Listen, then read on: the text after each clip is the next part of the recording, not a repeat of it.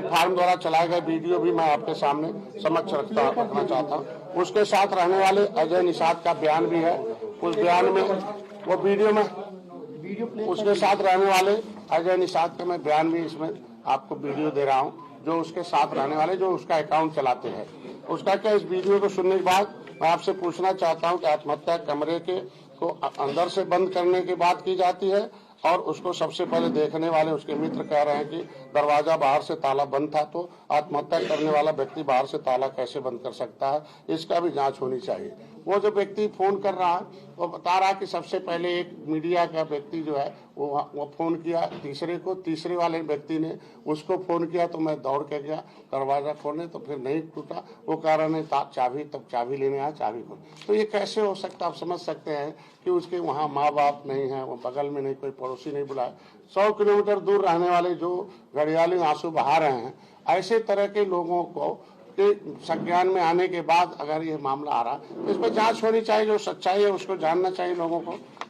तीसरा इसमें है जो आपके पास तथ्यों के बाद ये सारे हम आपको वीडियो दे रहे हैं और वीडियो आज सोशल मीडिया पर लोड भी होगा उसका, ये सारे जितने तथ्य हैं। धर्मात्मा की पत्नी कह रही हैं वो हमारी बेटी समान है, उनके और उनके पति के बीच में तीसरे व्यक्ति द्वारा चरित्र पर बयानबाजी के लेकर डिस्टर्ब थे। मृतक की पत्नी द्वारा अभी तक कहीं भी यह नहीं कहा गया कि मेरे परिवार के द्वारा उनकी पत्नी के चरित्र को लेकर कोई बयानबाजी की गई है, लेकिन कुछ गोरखपुर इस प्रकरण में संदिग्ध और संदिग्ध लोग मेरे परिवार पर अभद्र टिप्पणी कर रहे हैं। मतलब जो भी हमारे पास है इस तरीके से मतलब जो टिप्पणी कर रहे हैं वो, मैं खुद एक बेटी का पिता हूँ, मेरे घर में 3 बहुएं हैं, 3 पोती नातिन हैं। मेरी पार्टी महिला मोर्चा का अलग स्थान है। मेरे जीवन में इस पड़ाव तक किसी भी महिला द्वारा आज तक किसी प्रकरण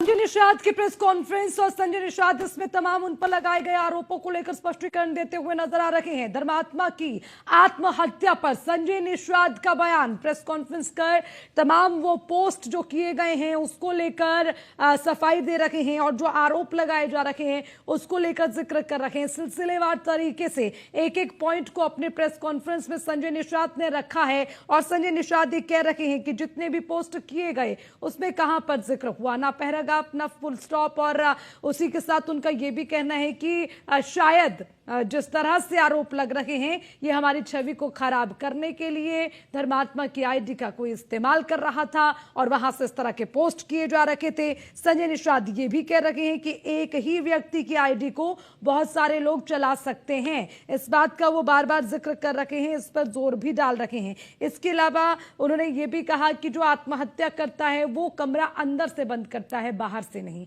यानी कि मरने वाले का कमरा बाहर से बंद था, ये कैसे संभव है, इस बात का भी उन्होंने अपने प्रेस कॉन्फ्रेंस में जिक्र किया है। तो कल धर्मात्मा निषाद की आत्महत्या का प्रकरण सामने आया है और धर्मात्मा निषाद हमेशा से हमारे साथ था, ये संजय निषाद कह रहे हैं। संजय निषाद का ये कहना है कि मेरे और मेरे परिवार पर तथ्यहीन आरोप लगाए गए हैं, यानी कि जिसमें ना तो कोई तथ्य ना कोई हकीकत है, ये संजय निषाद कह रहे हैं अपने बयान में।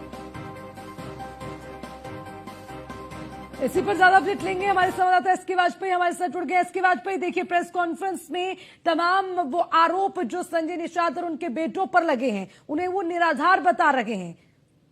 बिल्कुल निश्चित तौर पर उत्तर प्रदेश सरकार के मंत्री संजय निषाद प्रेस कॉन्फ्रेंस कर रहे हैं। इस समय प्रेस कॉन्फ्रेंस उनकी जारी है। लगातार वो जिस तरीके से धर्मात्मा निषाद के सोशल मीडिया सुसाइड नोट को लेकर वो जवाब दे रहे हैं, जो आरोप उन पर लगे हैं उनको लेकर संजय निषाद अपनी बात रख रहे हैं। हालांकि इस दौरान उन्होंने स्पष्ट किया कि इस तरीके का कोई भी मामला उनका धर्मात्मा निषाद के साथ नहीं था। जो ये पोस्ट है, ये पोस्ट भी धर्मात्मा निषाद ने लिखी है, किसी अन्य ने, इसको लेकर भी सवाल है।